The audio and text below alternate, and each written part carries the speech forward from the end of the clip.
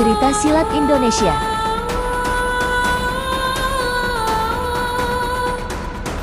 Penulis cerita Eiko Pra. Dalam judul Kabut Jalan Simpang. Episode pertama. Pada akhir episode badai di Bukit Gundul diceritakan, Brata terjatuh ke dalam jurang yang dalam. Lalu Meng Uju menyusul, dengan mencari jalan untuk turun ke jurang. Sementara itu, bagaimanakah nasib Brata? Dan dibawa kemanakah Tabib Sen oleh Sunan Kalijaga? Markimul. Mari kita mulai. Jangan lupa subscribe dan aktifkan lonceng agar update cerita terbaru selalu bisa kalian terima. Terima kasih. Selamat mendengarkan. 6 bulan kemudian. Pada suatu siang, dari sebuah jurang di Bukit Gundul, terdengar suara angin menderu-deru. Suara itu berasal dari dasar jurang. Hembusan angin kencang mengalir ke atas, menerbangkan dedaunan dan ranting-ranting kering dari bawah jurang. Kemudian, sesosok bayangan berkelebat muncul dari dalam jurang, dengan ringan kakinya menapak di bibir jurang. Seorang laki-laki muda dengan rambut acak-acakan, bajunya robek di sana-sini. Sorot matanya bagai mata elang, tajam menusuk. Selang beberapa saat, ada satu sosok lagi muncul dari dalam jurang. Tubuhnya melayang namun tidak mendarat di atas tanah dengan baik, namun kepalanya terlebih dulu menyentuh tanah. Orang yang baru muncul itu bergulingan di tanah, bajunya robek-robek. Sosok pertama yang muncul bukan lain adalah Brata, dan yang kedua adalah Mang Uju. 6 bulan sudah mereka tak terdengar kabarnya. Padahal berkali-kali beberapa orang yang terlihat dari kaum persilatan mondar-mandir di sekitar bekas reruntuhan rumahnya. Sambil tersenyum, Brata menghampiri Mang Uju yang masih mengusap-usap kepalanya yang terbentur batu tadi. Sesekali sesuatu yang melingkar di leher Brata terlihat bergerak-gerak. Seekor ular sebesar ibu jari kaki ada di sana. Ular salju. Kemudian, Brata melangkah menuju ke suatu tempat. Ada sebuah lubang kecil di bawah salah satu pohon besar di sebelah timur. Brata menyibakkan semak belukar, lalu mengambil sesuatu dari dalam lubang itu. Sebuah kantong terbuat dari kulit rusa. Mang Uju. Akhirnya kita bisa keluar dari jurang ini. Tapi penampilan kita sekarang seperti gelandangan saja ya. Ayo Mang, seperti yang sudah kita bicarakan. Sekarang terserah Mamang, mau ikut mengembara atau tidak. Aku tidak memaksa. Iya Den. Mamang mah ikut kemana Aden Brata pergi saja. Saya sebatang kara, tidak punya sanak saudara Den. Nanti selama perjalanan, Mamang yang akan ngurusin keperluan Den Brata. Brata mengambil kepengan tembaga dari kantong kulit itu. Kemudian mereka berdua pergi meninggalkan Bukit Gundul. Di sebuah dusun, Brata membeli 2 potong pakaian pendekar pada masa itu dan 2 ekor kuda untuk melakukan perjalanan jauh. Kini Brata sudah berganti pakaian menjadi pendekar laki-laki Jawa, dan Mang Uju berpakaian laki-laki abdi atau pelayan Jawa. Mereka berdua lalu mengendarai kuda menuju ke arah timur, wilayah Gunung Merapi. Selama perjalanan naik kuda, Brata dan Mang Uju sering bertemu rampok dan bandit. Namun semua bisa ditaklukkan, dan nama Brata mulai dikenal di dunia persilatan sebagai tabib pengembara yang berilmu tinggi.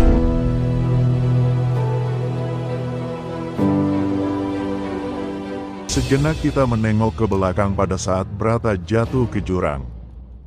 Meski dalam keadaan terbelenggu oleh tenaga dalam berlebihan yang masuk ke tubuhnya, Brata tetap sadar dan dengan sigap tangannya menggapai apa saja yang bisa diraihnya.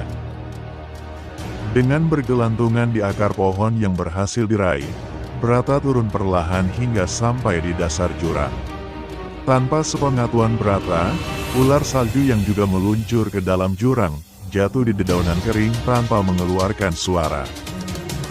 Beberapa saat kemudian tubuh Brata kembali kejang, dan dia bergerak tak menentu memainkan jurus silat yang dia bisa, hanya untuk melepaskan tenaga dalam berlebihan yang menyiksa dalam tubuhnya.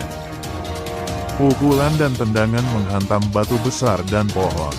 Mang Uju yang sudah sampai di dasar jurang tertegun melihat keadaan dasar jurang porak-poranda, batu beterbangan, pohon tumbang, debu tanah tebal menyelimuti tempat di mana Brata sedang bergulat dengan rasa sakit di tubuhnya. Tinggal sedikit lagi, tenaga gila ini habis keluar. Duh Gusti Allah, aku memiliki ilmu ibliskah? Bisa menyedot tenaga orang. Akan aku arahkan tenaga pukulan terakhirku pada batu paling besar itu. Aden Brata sedang ancang-ancang hendak memukul batu tea. Mengerikan sekali ilmu Den Brata sekarang, saya jadi takut. Pukulan terakhir menerjang batu besar itu. Seketika bunyi ledakan membahana di sekitar jurang yang sepi. Mang Uju bersembunyi di balik sebuah pohon, cemas bila terkena pecahan batu-batu yang beterbangan di atas kepalanya. Setelah situasi sudah biasa kembali, Brata mencari gua yang kemungkinan bisa ditinggali sementara waktu. Dia hendak mempelajari kitab obat 1000 nyawa, seperti yang sudah dia janjikan pada Tabib Sen. Sejak itulah Brata tekun mempelajari dan memahami isi kitab 1000 nyawa, yang ternyata banyak berisi tidak hanya cara meramu obat, juga ada ilmu silat dan selembar peta di dalamnya. Mang Uju sepertinya tidak punya kepandaian silat sama sekali. Kalau dia akan ikut kemana aku pergi, dia harus memiliki setidaknya ilmu meringankan tubuh dan lari cepat, agar tidak merepotkanku selama perjalanan ke timur esok. Berdasar sebuah ilmu meringankan tubuh yang ada di kitab 1000 nyawa, Mang Uju mulai mempelajari ilmu itu dibantu Brata setiap hari. Bulan demi bulan melintas tak terasa. Besok genap 6 bulan mereka berada di jurang Bukit Gundul. Begitulah sekilas mengetahui apa yang terjadi pada Brata dan Mang Uju waktu itu. Perjalanan mereka berdua ke arah timur sudah semakin jauh, melewati perbatasan desa-desa, kadipaten dan wilayah-wilayah hutan belantara. Kita tinggalkan dulu perjalanan mereka, dan menengok keadaan Ki Ageng Giri dan Wulan yang sudah sampai di pondok pesantren Giri Kedaton milik Sunan Giri di Gresik. Kebetulan saja Kanjeng Sunan Giri ada di pondok dan menerima kedatangan tamu yang sedang dinantikan itu. Sunan Giri mempersilahkan duduk di pendopo pondok pesantrennya. Kanjeng Sunan memberitahukan bahwa situasi Keraton Mataram sedang dipayungi mendung kelabu. Para bangsawan bekas Keraton Pajang sedang mengumpulkan kekuatan untuk melawan Mataram. Namun Sunan Giri menolak ketika pihak Pajang ada yang memintanya bergabung. Sunan Giri tidak mau bernasib seperti Sunan Kudus yang dianggap membela Arya Pangiri pada masa itu. Ki Ageng Giri mengangguk setuju. Sunan Giri berkenan menjamu Ki Ageng Giri dan Wulan duduk bertiga di ruang khusus dalam pondok pesantren. Ada beberapa hal disampaikan perihal Brata. Wulan terdiam saat mendengar kabar Brata masih hidup. Benarkah itu Kanjeng Sunan? Lalu Brata sekarang ada di mana? Hampir 5 tahun, dia hilang bagai ditelan bumi. Kanjeng Sunan Giri menjelaskan pada Wulan kemana Brata dan siapa yang membawanya. Lalu Sunan Giri mohon diri untuk meninggalkan mereka karena ada tamu yang berkunjung ke pondok saat itu. Ketika Ki Ageng Giri dan Wulan hendak pamit, Sunan Giri memanggil Wulan agar datang ke ruangannya. Di sana Sunan Giri menyerahkan sebuah kotak kayu berbau harum. Wulan dipersilahkan membuka kotak itu. Sebuah pedang pendek bergagang perak. Terimalah Wulan, pedang pendek ini merupakan pelengkap kitab pedang surga yang sudah kau pelajari. Benda ini juga bisa memberi tanda bila ada iblis di dekatmu. Insya Allah Tuhan akan melindungimu. Sementara itu di mana-mana terjadi pertempuran kecil, terutama pasukan dari Ponorogo tidak henti-hentinya membuat keributan di tepi kali Brantas. Orang-orang yang mengatasnamakan Teras Sekar Sedo Lepen membabi buta menyerang penjaga-penjaga tapal batas. Pertempuran-pertempuran kecil itu membuat Pati Singaranu mulai marah. Diutusnya pasukan terbaik untuk berjaga di tepi kali Brantas siang dan malam bersenjata lengkap. Belum selesai masalah orang-orang Ponorogo, Pati Singaranu mendengar desa-desus Pajang akan memberontak. Pati Sakti itu murka dan berniat akan turun langsung untuk mengatasi berita yang sudah tersebar. Sanjaya, anak angkatmu itu sekarang sudah jadi pendekar, bukan sebagai pesilat yang utama, tapi menjadi tabib mumpuni. Berbanggalah kau Sanjaya, di wilayah Kulon dia sudah dikenal sebagai tabib sakti dari Sangkala. Inggih Kanjeng Sunan. Saya juga sudah mendengar dari beberapa orang Kulon tentang Brata. Tapi saya dengar tempat di mana Brata tinggal, diserang orang dan rata dengan tanah. Apa betul Kanjeng Sunan? Benar, tapi semuanya selamat. Tabib yang mengajari Brata tentang obat diselamatkan Sunan Kalijaga dan dibawa ke Cirebon untuk diobati luka dalamnya. Dan Brata melakukan pengembaraan, kemungkinan dia menuju ke timur. Pulang ke rumahmu Sanjaya. Berdebar jantung Ki Ageng Giri mengetahui Brata sedang dalam perjalanan menuju timur, dan diperkirakan akan pulang ke rumah. Tanpa disadari ada genangan air mata yang Ki Ageng Giri tahan, agar tidak berlinang. Ki Ageng Giri kemudian berkemas untuk kembali ke desa Watu Gunung. Wulan pun mempersiapkan diri membawa bekal untuk keperluan di perjalanan nanti. Kemudian, dengan diantar santri-santri ke pintu gerbang pesantren, Ki Ageng Giri dan Wulan melompat ke atas punggung kuda, dan perlahan bergerak meninggalkan pondok Giri Kedaton. Wulan tampak gagah di atas punggung kuda, dengan baju pendekar wanita Jawa dan pedang pendek terselip di pinggangnya. Setelah sudah agak jauh dari pondok pesantren, Wulan segera memacu kudanya dengan cepat, diikuti Ki Ageng Giri di belakangnya. Seperti halnya Brata dalam perjalanan menuju timur, banyak menolong orang. Begitupun Wulan, perjalanan jauh menuju desa Watu Gunung. Banyak peristiwa yang membuat namanya mulai dikenal karena banyak menolong pihak yang tertindas dengan pedang peraknya. Ketika Ki Ageng Giri dan Wulan setelah berhari-hari melakukan perjalanan, sampailah mereka di Sungai Bengawan Solo. Pada masa itu belum ada jembatan penyeberangan, namun hanya menggunakan rakit bambu sebagai alat menyeberang. Di tepi sungai ada 3 orang sedang berdiri memandang pada Ki Ageng Giri dan Wulan. Pakaian mereka bertiga menunjukkan orang kaum persilatan. Tampangnya bengis, sorot matanya tajam menatap Wulan tak berkedip. Kemudian, Wulan turun dari kudanya. Ditatapnya satu persatu orang-orang itu. Wulan tersenyum sinis, lalu tangannya terjulur dengan telapak tangan mengisyaratkan agar begal-begal sungai itu mendekat. Ada keperluan apa? Kalian bertiga menghadangku? Kalian sudah bosan makan nasi? Majulah semua, jangan sungkan. Aku malas berkelahi satu-satu, terlalu lama. 3 orang begal Sungai Bengawan Solo itu saling berpandangan. Pemimpin mereka yang masih agak muda segera menarik pedang. 2 orang lainnya mengikuti mencabut pedang siap mengeroyok Wulan. Wulan bersiap memasang kuda-kuda, telunjuk teracung dan tangan kirinya memegang gagang pedang pendeknya, siap dicabut. Matanya waspada, kakinya bergeser pelan mengikuti gerakan 3 lawannya itu. Ki Ageng Giri turun dari kuda dan duduk di sebuah batu besar menonton Wulan sedang dikeroyok 3 orang begal Sungai Bengawan Solo. 3 orang begal itu melompat menerjang Wulan dengan pedang terhunus. Suara angin ayunan pedang bersiutan.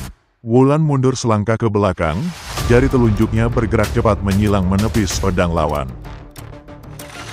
Seketika pedang mereka terlepas dan Wulan memutar tubuh dengan kaki kanan cepat penuh tenaga, berkelebat menyapu kaki ketiga lawannya itu. Ketiganya kontan terjungkal terbanting ke tanah. Minggat kalian begal-begal busuk. Berani kalian mengganggu lagi orang yang mau menyeberang? Kuhajar bokong kalian. Begal Sontoloyo. Tanpa banyak cakap 3 orang begal itu lari serabutan masuk hutan. Wulan tertawa terbahak-bahak melihat ada yang tersandung batu lalu jatuh sampai celananya melorot. Kemudian, Wulan menoleh pada Ki Ageng Giri yang sedang tersenyum melihat kelakuan Wulan. Lalu mereka melanjutkan menyeberangi sungai dengan naik rakit. Setelah sampai di seberang dan membayar upah rakit, Ki Ageng Giri dan Wulan kembali menaiki kuda. Mereka memacu kuda menuju desa Watu Gunung yang tinggal setengah hari perjalanan lagi. Langit cerah dan angin menyejukkan, menemani suara derap kaki kuda. Di sebuah persimpangan jalan hampir memasuki tapal batas desa Merapen, Wulan menghentikan kudanya, diikuti Ki Ageng Giri yang menghentikan laju kudanya pula karena melihat Wulan berhenti tiba-tiba. Kemudian Wulan menunjuk ke arah pategalan sawah. Ada pertempuran. Yang membawa tombak pendek itu lurah prajurit Mataram, dan lawannya kalau aku tidak salah itu pakaian prajurit Pajang. Tapi aku tidak mengenalnya Wulan. Apakah sudah sedemikian gawatnya situasi saat ini?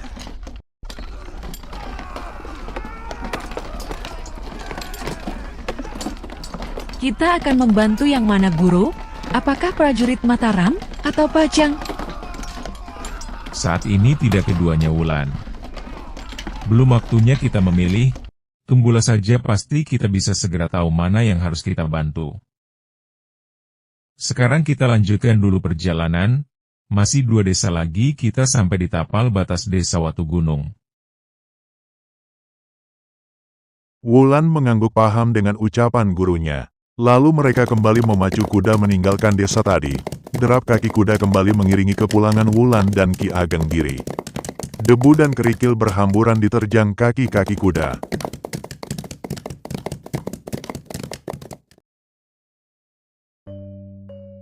Pada periode antara tahun 1617 sampai tahun 1618, Pangeran Benawa II atau Raden Sidawini berupaya keras untuk memisahkan Pajang dari pengaruh Mataram. Untuk mewujudkan ambisinya, ia mengerahkan orang Pajang dan orang luar untuk selalu membuat keributan. Pangeran Sidawini menjalin hubungan kekerabatan dengan Tuban, dan sering mendapat saran dari Adipati Tuban agar Pajang jangan pernah tunduk pada Mataram, sekalipun Pajang sudah bukan kesultanan lagi kala itu. Tuban siap membantu jika diperlukan.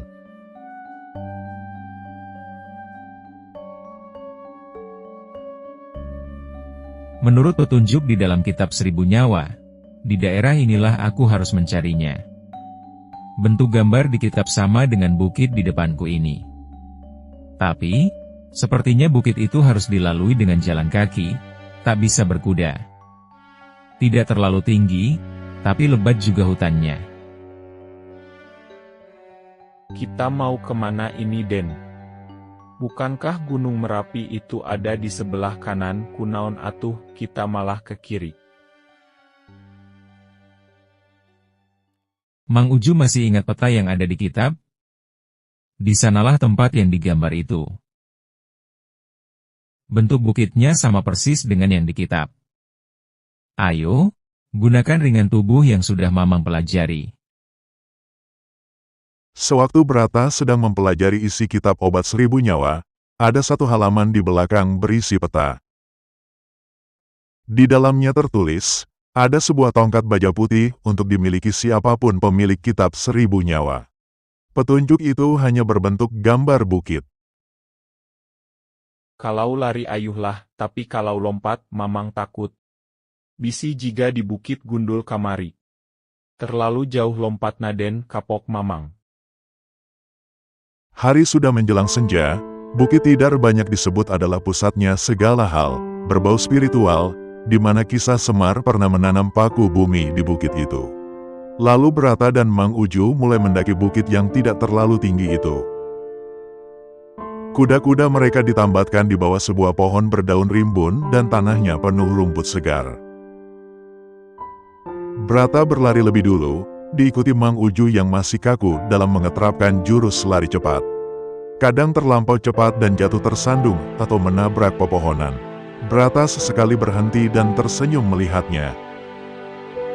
Benda yang ditulis dalam kitab 1000 nyawa adalah sebuah tongkat baja putih. Konon milik Dewa Kera pada masa ribuan tahun yang lalu, dan tongkat itu adalah pasangan dari kitab obat 1000 nyawa.